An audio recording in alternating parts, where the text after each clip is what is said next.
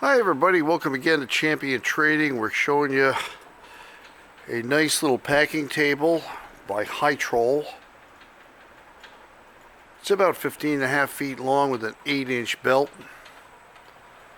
Has this nice aluminum polished workspace, which is about 12 feet in length, guarding over the end of the pulley, as you can see.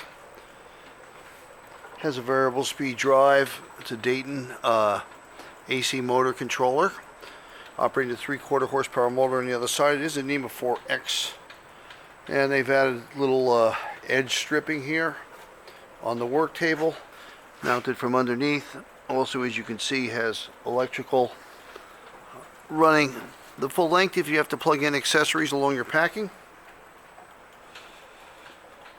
Mounted on casters, of course, and a guard on the idler end as well. It is variable speed and operating on 120 volt single phase.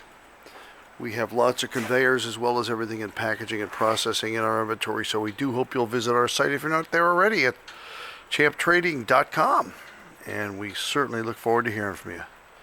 Thanks for joining us for this video today.